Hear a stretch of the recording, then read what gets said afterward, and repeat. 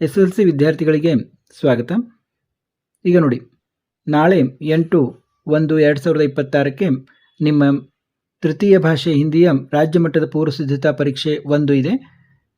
ಇದರ ಕಾರಣವಾಗಿ ನಾವು 2 ಪ್ರಶ್ನೆ ಪತ್ರಿಕೆ ಮತ್ತು ಉತ್ತರಗಳನ್ನು ನೋಡಿದ್ದೀವಿ ಈಗಾಗಲೇ. ಈಗ ಪ್ರಶ್ನೆ ಪತ್ರಿಕೆ 3 ಮತ್ತು ಅದರ ಉತ್ತರಗಳನ್ನು ಕೂಡ ನೋಡೋಣ. ಈಗ ನೋಡಿ, ಮೊದಲಿಗೆ मल्टीपल चॉइस क्वेश्चंस इರ್ತವೆ. निम्नलिखित प्रश्नों के लिए 4 विकल्प सुझाए गए हैं. उनमें सर्वाधिक उचित विकल्प चुनकर उसके संकेताक्षर सहित पूर्ण रूप से लिखिए. ನೋಡಿ, ಸ್ಥಿರ ಶಬ್ದ का विलोम रूप है. ಮೊದಲಿಗೆ ಒಂದು ವಿರುದ್ಧಾರ್ಥಕ ಕೇಳ್ತಾರೆ. ಸ್ಥಿರ ವಿರುದ್ಧಾರ್ಥಕ ಅಸ್ಥಿರ. ನೋಡಿ, ಬಹಳ ಈಸಿ ಇರ್ತವೆ. उसका नाम गिल्लू है. ವಾಕ್ಯ में ಪ್ರಯುಕ್ತ ವಿರಾಮ ಚಿಹ್ನೆ है. ಯಾವ ಚಿಹ್ನೆಯನ್ನು ಇಲ್ಲಿ ಉಪಯೋಗಿಸಲಾಗಿದೆ? ಇದು ಪೂರ್ಣ ವಿರಾಮ. ನಿಮಗೆಲ್ಲ ಗೊತ್ತಿದೆ, ಹಿಂದಿಯಲ್ಲಿ ಪೂರ್ಣ ವಿರಾಮನ ಈ ರೀತಿ ಬರಿತೀವಿ ನಾವು. दुकानदार ने सेब लिफाफे डैश रखा. सेब लिफाफे में रखा. निम्नलिखित में से बहुवचन शब्द है. ನೋಡಿ, ಕೆಳಗೆ ಕೊಟ್ಟದ್ರಾಗೆ ಬಹುವಚನ ಯಾವುದು? ನೋಡಿ, ಕಪಡೆ. ಎ ಅಂತ ಬಂದಿದೆ, ಕಪಡೆ. पीना शब्द का प्रथम प्रेरणार्थक क्रिया रूप है. पीना, पिलाना. सहानुभूति शब्द में संधि है. ನೋಡಿ, ಫಿಕ್ಸ್ ಪ್ಯಾಟರ್ನ್ ಇರುತ್ತೆ. ಸಹಾನುಭೂತಿ ಶಬ್ದ ಮೇ ಸಂಧಿ है. ಒಂದು ಸಂಧಿ ಕೇಳ್ತಾರೆ. ಸಹಾನುಭೂತಿ, ಸಹ ಪ್ಲಸ್ ಅನುಭೂತಿ, ಸಹಾನುಭೂತಿ. ಅ ಪ್ಲಸ್ ಆ ಆಯಿತು, ದೀರ್ಘ ಸಂಧಿ. ಕನ್ನಡದಲ್ಲಿ ಹೇಳ್ತೀವಲ್ಲ ಅದೇ ರೀತಿ. ಸವರ್ಣ ದೀರ್ಘ ಸಂಧಿ ಅಂತ ಹೇಳಿದ್ರೆ ಅದೇ ರೀತಿ ಇಲ್ಲಿ ದೀರ್ಘ ಸಂಧಿ. ನಿಮ್ನಲಿಖಿತ में से द्वंद्व समास का उदाहरण है. ನೋಡಿ, ಮಾತಾ ಪಿತಾ ದ್ವಂದ್ವ ಸಮಾಸ ಈ ರೀತಿ ಬರ್ತವೆ. ಯಾವಾಗಿದ್ರು ದ್ವಂದ್ವ ಸಮಾಸ ಅಂದರೆ ಈಸಿ ಇರೋದು ಕೇಳ್ತಾರೆ. ಇಲ್ಲಾಂದರೆ ನಿಮ್ಗೆ ಯಾವುದಾದ್ರೂ ಒಂದು ಸಂಖ್ಯೆ ಇರುವಂಥದ್ದು ಕೇಳ್ತಾರೆ, ಅದನ್ನು ದ್ವಿಗು ಸಮಾಸ ಅಂತ ನೀವು ಈಸಿಯಾಗಿ ಕಂಡುಹಿಡಿಯಬಹುದು. ನಿಮ್ನಲಿಖಿತ ಮೇ ಸೇ ಸ್ತ್ರೀಲಿಂಗ ಶಬ್ದ है. ನೋಡಿ, ಸ್ತ್ರೀಲಿಂಗ ಪುಲ್ಲಿಂಗ ಕೇಳ್ತಾರೆ. ನೋಡಿ, ಲೇಖಕ್, ಪಿತಾ, ಶ್ರೀಮಾನ್ ಅನ್ನೋದೆಲ್ಲ ಪುಲ್ಲಿಂಗ ಬಂತು. ಮಯೂರಿ ಅನ್ನೋದು ಸ್ತ್ರೀಲಿಂಗ. ಇನ್ನು 2 ಶಬ್ದಗಳನ್ನು ಕೊಟ್ಟು 3ನೇದಕ್ಕೆ ಅದರ ಸಂಬಂಧ ಬರೆಯೋದಕ್ಕೆ ಕನ್ನಡದಲ್ಲಿ ಕೇಳ್ತಾರಲ್ಲ ಅದೇ ರೀತಿ ಕೇಳ್ತಾರೆ. ಕಾಲಾನಾಗ್. ಕಾಲಾನಾಗ್ ಅನ್ನೋದು ಪರ್ವತ. ಗಂಗೋತ್ರಿ ಅನ್ನೋದು ಗ್ಲೇಷಿಯರ್. ನಾಗ್ಪುರ್ ಸಂತ್ರ. ನಾಗ್ಪುರ್ ಎದಕ್ಕೆ ಫೇಮಸ್ಸು? ಸಂತ್ರಾಗೆ ಫೇಮಸ್ಸು. ಕಾಶ್ಮೀರ ಎದಕ್ಕೆ ಫೇಮಸ್ಸು? ಸೇಬಿಗೆ ಫೇಮಸ್ಸು. ಚುಗಲ್ಕೋರ್ ಯಾರು? ಬಲರಾಮ. ಬೋಲಾಬಾಲ ಯಾರು? ಕೃಷ್ಣ. ಬಾಲಕೃಷ್ಣ ಅಥವಾ ಕೃಷ್ಣ ಅಂತ ಬರಿಬೋದು. ಪ್ರತಾಪ್ ಛೋಟಾಬಾಯಿ. ಬಸಂತ್ ಬಡಾಬಾಯಿ. ಇನ್ನು ಇಲ್ಲಿ ಒಂದು ವಾಕ್ಯದಲ್ಲಿ ಬರೆಯುವಂಥ ಉತ್ತರ. निम्नलिखित प्रश्नों में उत्तर एक पूर्ण वाक्य में लिखिए. आज की दुनिया कैसी है? विचित्र और नवीन.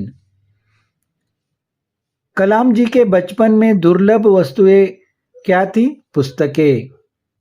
ಪುಸ್ತಕಗಳು ಸಿಗ್ತಿರಲಿಲ್ಲ ಅಂತ ಆಗಷ್ಟೊಂದು.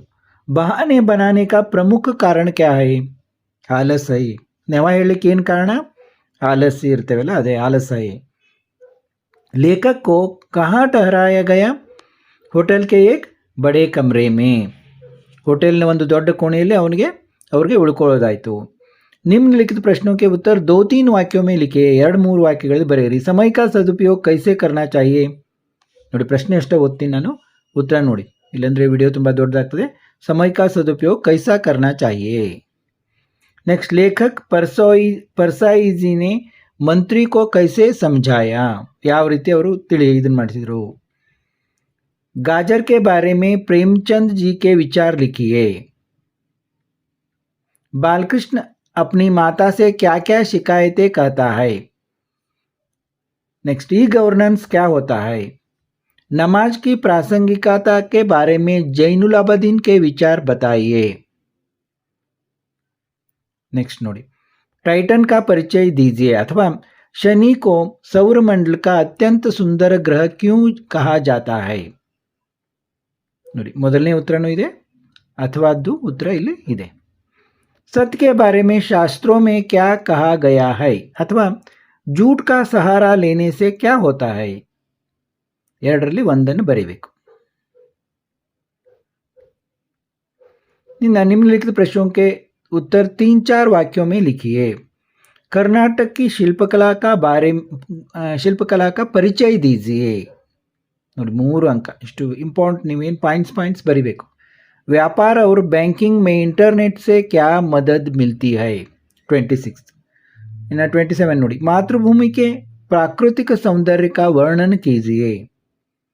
ನೋಡಿ, ಇವೆಲ್ಲ ಪದ್ಯಪಾಠಗಳನ್ನು ಮಾಡಿದ್ದೀನಿ ನಾನು, ಹಿಂದಿನ ವಿಡಿಯೋಗಳನ್ನು ನೋಡಬೇಕು. बसंत की ईमानदारी का परिचय दीजिए.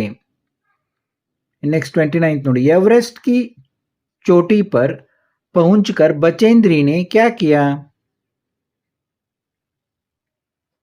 इन अहमद जलालुद्दीन का परिचय दीजिए. कवि दिनकर जी के अनुसार मानव का सही परिचय क्या है? इन निम्नलिखित दोहे का भावार्थ अपने ಶಬ್ದೋ ಮೇ ಲಿಖಿಯೇ. ಈ ರೀತಿ ಒಂದು ಇದನ್ನು ಕೊಟ್ಟಿರ್ತಾರೆ ಪದ್ಯದ ಸಾಲುಗಳನ್ನು, ಅದರ ಅರ್ಥವನ್ನು ನೀವು ಬರೀಬೇಕು. ಗದ್ಯಾಂಶ ಕಾ ಅನುವಾದ ಕನ್ನಡ ಯಾ ಅಂಗ್ರೇಜಿ ಮೇ ಕೀಜಿಯೇ. ಒಂದು ಇದನ್ನು ಕೊಟ್ಟಿರ್ತಾರೆ ಸಾಲುಗಳನ್ನು, ಅವು ಫಿಕ್ಸ್ ಇರ್ತವೆ, ಅವೇನ್ನೇ ಕೊಡೋದು ಪದೇ ಪದೇ ನಿಮ್ಮ ಪುಸ್ತಕದಲ್ಲೇ ಇರ್ತಾವೆ, ಅವನ್ನೇ ಕೊಡೋದು. ಅವನು ನೀವು ಆರಾಮಾಗಿ ಬರಿಬೋದು ಕನ್ನಡದಲ್ಲಿ ಅಥವಾ ಇಂಗ್ಲೀಷ್ನಲ್ಲಿ. ಇಂಗ್ಲೀಷ್ ಮೀಡಿಯಂ ಸ್ಟೂಡೆಂಟ್ಸು ಆದರೆ ನಿಮಗೆ ಆದರೆ ಇಂಗ್ಲೀಷ್ನಲ್ಲಿ ಬರಿಬೋದು, ಅಥವಾ ನಿಮಗೆ ನೀವು ಕೂಡ ಕನ್ನಡದಲ್ಲಿ ಬರಿತೀವಿ ಅಂದರೆ ಕನ್ನಡದಲ್ಲಿ ಬರೀತೀವಿ, ಯಾವುದಾದ್ರೂ ಒಂದು ಬರೆದ್ರೆ ಸಾಕು. निम्नलिखित प्रश्नों के उत्तर 5-6 वाक्यों में लिखिए. गिल्लू ने लेखिका की गैर हाजिरी में दिन कैसे बिताए ಅಥವಾ गिल्लू के अंतिम दिनों का वर्णन कीजिए. ನೋಡಿ, ಇದು ಬಹಳಷ್ಟು ಸಾರಿ ಕೇಳ್ತಾರೆ, गिल्लू के अंतिम दिनों का वर्णन कीजिए ಅನ್ನೋದನ್ನು. ನೋಡಿ, ಇದು ಮೊದಲನೇ ಉತ್ತರ. ನೆಕ್ಸ್ಟ್,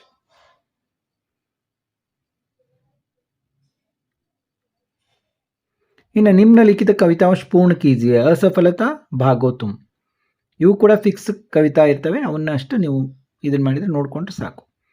ಗದ್ಯಾಂಶ ಕೋ ಧ್ಯಾನಪೂರ್ವಕ ಪಡ್ಕರ್ ನೀಚೆ ದಿಯೇ ಗಯೇ ಪ್ರಶ್ನೋಂಕೆ ಉತ್ತರ ಲಿಖಿಯೇ. ಒಂದು ಪ್ಯಾಸೇಜ್ ಕೊಡ್ತಾರೆ, ಅದನ್ನು ಓದ್ಕೊಂಡು ಕೆಳಗಿನ ಪ್ರಶ್ನೆಗಳಿಗೆ ಉತ್ತರ ಬರೀಬೇಕು. ತುಂಬ ಈಸಿ ಇರುತ್ತೆ, ಅಲ್ಲೇ ಪ್ಯಾಸೇಜ್ನಲ್ಲೇ ಉತ್ತರಗಳು ನಿಮ್ಗೆ ಆರಾಮಾಗಿ ಸಿಗ್ತವೆ. दिए गए संकेत बिंदुओं का आधार पर 12 से 15 वाक्यों में किसी एक विषय पर बारे में निबंध लिखिए. मोबाइल फोन एक ಶಿಕ್ಷಾ ಸಾಧನ್. ನೋಡಿ, ಭಾಳಷ್ಟು ಜನ ಈಗ ಮೊಬೈಲ್ನಲ್ಲೇ ನೋಡ್ತಾ ಇದ್ದೀರಾ ಈ ಪ್ರಶ್ನೆ ಪತ್ರಿಕೆಯನ್ನು. ಇದು ಒಂದು ಶಿಕ್ಷಣದ ಸಾಧನ ಯಾವ ರೀತಿ ಅನ್ನೋದನ್ನು ಮತ್ತೆ ಎಲ್ಲ ಯಾವುದೇ ನಿಬಂಧ ಬರೆದ್ರು ಪ್ರಸ್ತಾವನೆ ಇರಬೇಕು, ಅದರ ಶೈಕ್ಷಣಿಕ ಉಪಯೋಗ ಬರೀರಿ. ಈಗ ಏನು ಇದನ್ನು ಕೇಳಿದ್ರಲ್ಲ, ಜಾನಕಾರಿ ಏಕತ್ರ, ನೆಕ್ಸ್ಟ್ ಉಪಸಂಹಾರ, ಪ್ರಸ್ತಾವನಾ ಮತ್ತು ಉಪಸಂಹಾರ ಯಾವುದೇ ಇದಕ್ಕೆ ಇದ್ರೂ ಕೂಡ ಬರಿಬೇಕು. ಇನ್ನು ಮಹಂಗಾಯಿ ಎಲ್ಲ ತುಟ್ಟಿ ಆಗ್ತಾ ಇದೆಯಲ್ಲ, ಅದ್ರ ಬಗ್ಗೆ ಪ್ರಸ್ತಾವನಾ, महंगाई के कारण, महंगाई के परिणाम, महंगाई दूर करने के उपाय. महंगाई ಯಾಕೆ ತುಟ್ಟಿ ಆಗ್ತಾ ಇದೆ, ಅದರ ಪರಿಣಾಮ ಏನಾಗ್ತದೆ, ಹಾಗೆ ಆಗೋದ್ರಿಂದ ನಾವು ಯಾವ ರೀತಿ ಅದಕ್ಕೆ ಪರಿಹಾರ ಕಂಡುಹಿಡ್ಕೋಬೇಕು ಅನ್ನೋದು, ಮತ್ತು ಉಪಸಂಹಾರ. ಮತ್ತು ಇಂಟರ್ನೆಟ್, ಪ್ರಸ್ತಾವನಾ, ಅರ್ಥ, ಲಾಭ, ಪ್ರಭಾವ, ಉಪಸಂಹಾರ. ನೋಡಿ, ಇಂಟರ್ನೆಟ್ ಬಗ್ಗೆ ನಿಮ್ಮ ಪಾಠನೂ ಇದೆ ನೋಡಿ. ನಂತರ ನಿಮ್ನಲಿಖಿತ ವಿಷಯಕ್ಕೆ ಬಾರೆ ಮೇ ಪತ್ರ ಲಿಖಿಯೇ. ನೋಡಿ, ಒಂದು ಖಾಸಗಿ ಪತ್ರ ಇರುತ್ತೆ, ಒಂದು ಮನವಿ ಪತ್ರ ಇರುತ್ತೆ. 3 दिन की छुट्टी के लिए अपने पाठशाला के प्रधान अध्यापक जी को एक छुट्टी पत्र लिखिए. अथवा शैक्षणिक प्रवास जाने के लिए अनुमति व रुपये मांगते हुए अपने पिताजी को एक पत्र लिखिए. ನೋಡಿ, ಶೈಕ್ಷಣಿಕ ಪ್ರವಾಸಕ್ಕೆ ಹೊಂಟಿದ್ದೀರಾ ನೀವು, ಆದ ಕಾರಣ ಅದರಿಂದ ಅನುಮತಿಯನ್ನು ಕೋರಿ ಮತ್ತು ದುಡ್ಡನ್ನು ಕೇಳಿಕೊಂಡು ನಿಮ್ಮ ತಂದೆಯವರಿಗೆ ಪತ್ರ ಬರೀರಿ ಅಂತ. ನೋಡಿ, ಪತ್ರದಲ್ಲಿ ಯಾವ ರೀತಿ ಇದನ್ನು ಬರಿಬೇಕು ಅನ್ನೋದಕ್ಕೆ ಎಲ್ಲ ಮಾರ್ಕ್ಸ್ ಇರುತ್ತೆ ಈ ರೀತಿ.